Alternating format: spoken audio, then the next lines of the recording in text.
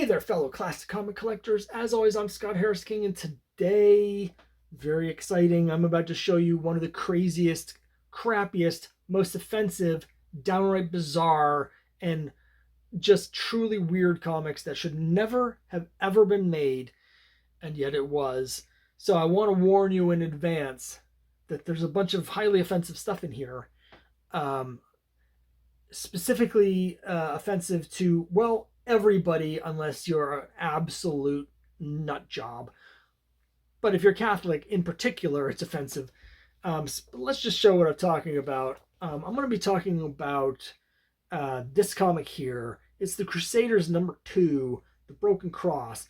Now, the Crusaders is a series from Jack Chick. Now, Jack Chick is best known for the Chick Tracts. I happen to have some right here. So the Chick Tracts are these little things, these little booklets, and they've got little comic strips in them. And these are all sort of like super right-wing, hardcore Christian ideology, and going way past that into just straight up conspiracy theory stuff. So like, in terms of stuff that came out in the 1970s, which is when this came out, this is from 1974. This is like the Bronze Age equivalent of QAnon in a comic book. So it's absolutely crazy, the stuff that's in these. Now, there's a bunch of these comics. Over the course of about 10 to 15 years, I think they put out 24 issues of Crusaders.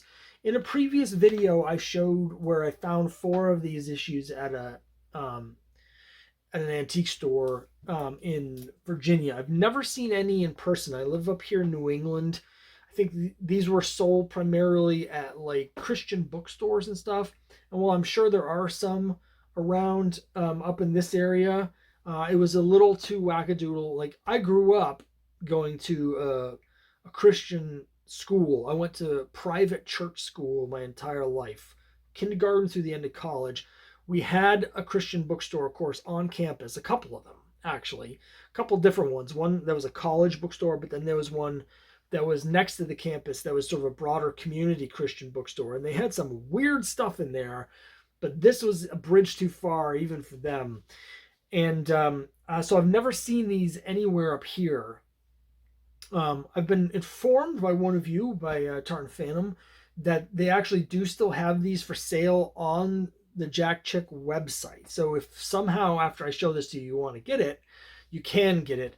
I've been to the website and you can get all the tracks there as well. I didn't see the comics, but I must not have just looked hard enough. But let me just jump right into it, because this comic, and again, I want to warn you, this is hardcore, extreme nut job stuff here. It starts off, but the art's not bad. The art is actually like pretty good, which is one of the, like, the production value is pretty good. It reads in terms of the visuals and even to a certain degree the lettering, kind of like a Charlton from the area. And it starts off with this cute young woman here hitchhiking, and these guys in the van are like, there's a girl. Hey, all right, that's what we've been looking for. And she gets in the van. There's another woman in the van already, and she gets in there, and she's like, just looking for a ride. She wants to get out of the small town, right? And she's enjoying the ride, and then you see these hands coming in here to grab her. And, yep, they basically grab her and pull her into the back, and then they inject her with drugs. So they inject her with drugs, and then they sell her. I guess I'm a little unclear whether they're actually part of the satanic cult or if they just supply the satanic cult with victims. Because what happens is human sacrifice. That's what happens. There she is on the table, being stabbed to death, and then they drink her blood. So, we're on page 5, and already, like, when I read this, my brain blew out the top of my head, because I was like, what? So this, again, 1974. This is coming out Bronze Age. You'll notice not code approved. There's also no price on my copy. So I do have copies with prices on them. Similar to the other Christian comics I have, which are the Spire comics from Al Hartley. Those were reprinted a number of times over the years, and so you can find like several copies of the same comic with different price points. That's also true of these issues of Crusaders. I have some with 59 cents, I have some with 69 cents. I'm assuming originally they were probably 39 cents, which is what the early issues of Spire were. I'm not really sure. This one doesn't have any price on it, but you can just imagine this coming out in 1974. It's shocking. So then we cut to these guys. These two guys here, right? So these are our good guys. They are Christians, and they're hardcore Christians, and they're traveling the world, kind of like Cain from Kung Fu, just driving around, trying to stop Satan. And they get to this town, and no one in the town will give them the time of day, and they're basically run out of town by the sheriff, because as we find out, the mayor, the sheriff, everybody there, they're all Satan worshipers. And then there's this is going to pay off later. There's a scene where there's a kid here. He's yelling, "Here, Tammy, where are you?" And then one of our heroes goes, "Hold it, someone's got a problem." And the kid says, "My dog's gone. I had her tied up. Will you help me look for her?" And then they realize the rope has been cut. Someone took the dog. And one of the heroes goes, "Hey man, do you know where you can buy a puppy?" And the kid goes, "Yes." And the guy goes, I don't know if you can see this here. He goes, "Here, take this and go buy that puppy right away. It will help you forget about Tammy." It's like, well, we couldn't find your dog. Just go buy a new dog. Forget it. We're going to see Tammy again later in a truly bizarre sequence that's also horrifying. So they show up at the church, and here's where we really start getting into just how out there theologically this is. They go to a church, and they start talking to the pastor there about what's going on, because they're pretty sure Satan's around. Pretty sure.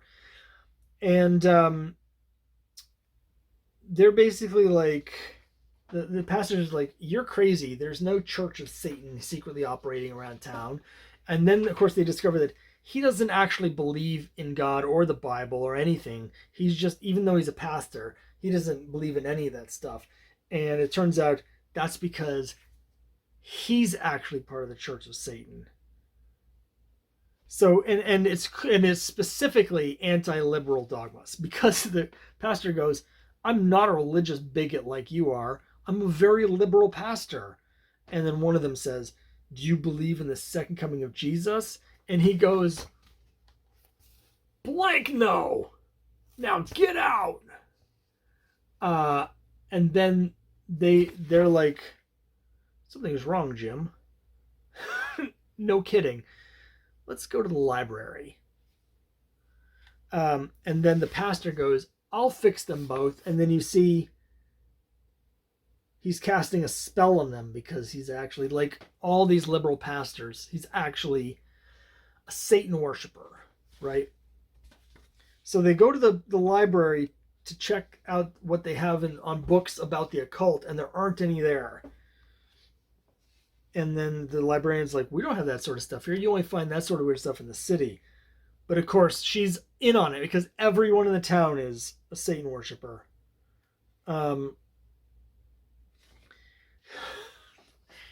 Okay. Then they're driving through a rainstorm, right? And all of a sudden, oh my goodness, there's a guy standing in the road. Look out. It's a man. And again, the art here is actually, like, it's pretty good. Like, it's pretty good. I'd actually forgotten about this sequence until right now.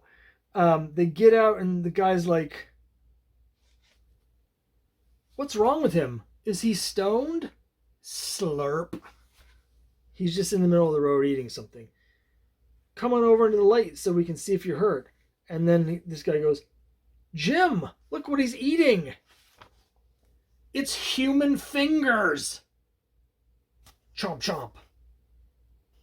And there's a note, like you'd have from Stan Lee, an editor's note. It says, note, such an incident was reported in the Big Sur area in California, 1973. Haven't Googled that. I'm not sure if you Google Big Sur 1973 human fingers, it will come up with anything. But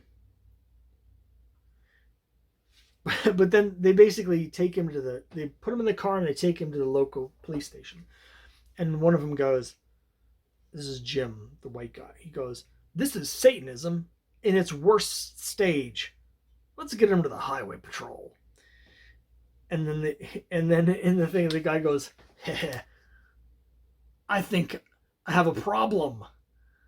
And they're like, you do. You really do. Which, to be fair, is true. Officer, we have a guy in our car we found out on the road. So? You'd better look at him. He's a cannibal. Oh, what? Again, totally fair reaction. So they bring him in here and they're like,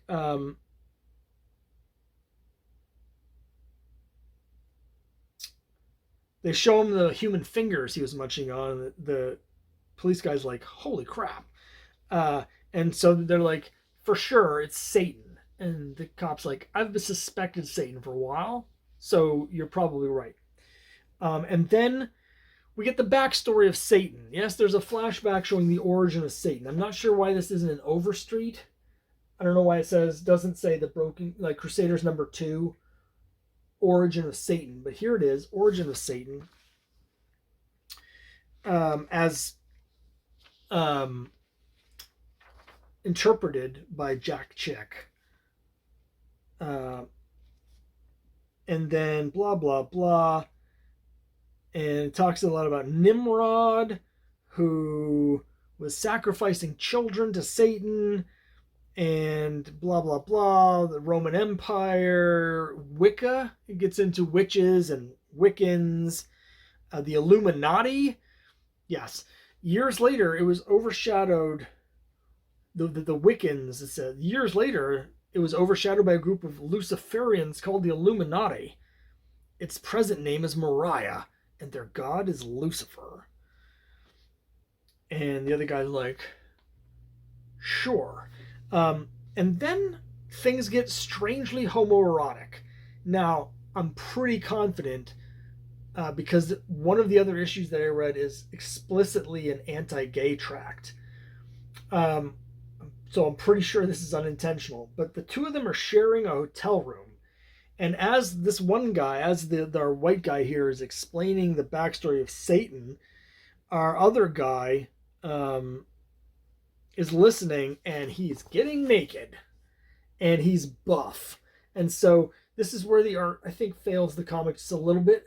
Because if it was just like he's changing, it's fine. But look at the way it's drawn. He's like, right on. Right on, bro. Yeah. Right on, bro. And he is buff. He's feeling it. And then I'm gonna cover part of this. I don't want you to see it yet. But then, yeah, he's still shirtless as they're talking, and then we cut to this over here. Next morning, all right, he's naked in bed. Next morning, and he's just sitting here watching him sleep. And then he says, good morning, bright eyes. Part of me wonders if somehow the artist was trying to undermine the message a little bit. I don't know. But that sequence had me laughing, particularly because the part I was showing up. In the middle of this conversation, in the middle of this strangely homoerotic sequence of events, they cut away to the kid wondering what happened to his dog, and the dog being sacrificed on an altar to Satan. So it's like, yeah, shirtless, something's going on in the hotel room, cut to dog sacrifice, back to guys watching the other shirtless dude sleep. Whew. I think they might. Oh, the black guy is James. Sorry, the white guy's named Tim. I got that mixed up. I thought it was Jim. So anyway, they pray the next morning because they know they've got a long day of something involved, and they go to like a diner, and they find a woman there wearing a pentagram, and she's like explains that she's actually a witch, and that 80% of the people at her high school are all witches. 80%. Now, I went to a pretty small school. Most years we only had 100 students in the whole school, but that would mean that 80 of them are witches. But if, like, just imagine some of the high schools have like 3,000 people. That's an incredible number of witches. It's a huge concentration of witches for one school. And it says, and more. It's not just, it's because, specifically because the teachers, these liberal teachers, are teaching them about Satan, because it says, I tried the church scene and they told me God doesn't do anything supernatural anymore. Then I met this teacher at school and she told me about Lucifer's fantastic power. So that's what's happening at school. That's what educators are teaching our children. The comic wants you to know that education, bad. And then she's like, oh yeah, this magic is really powerful,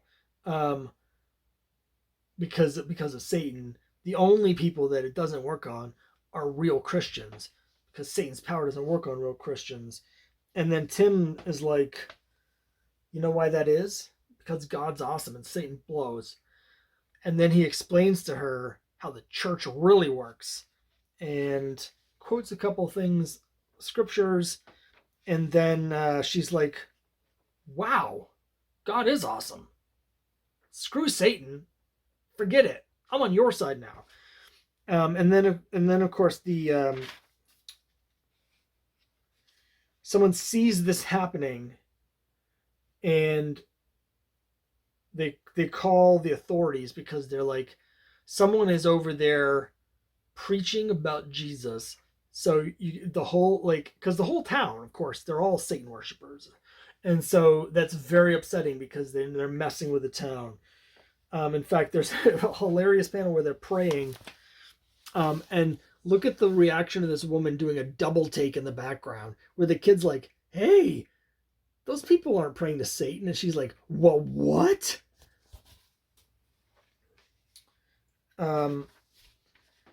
So they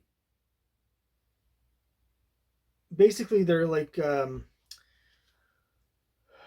going to talk to her more about this stuff, and she goes to get something, and they realize, oh no, she's gone, and someone's messed with the car, so they can't follow.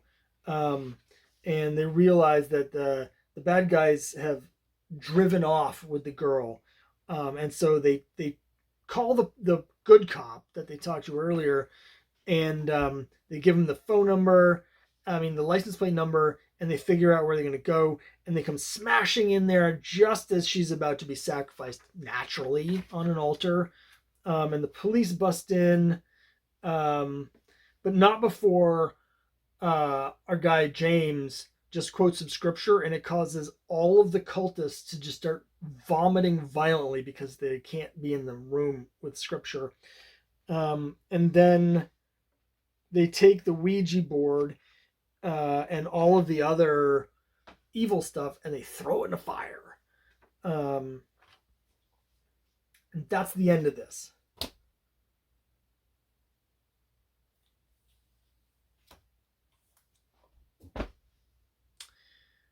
Let me know what you think in the comments down below. I'll see you next time.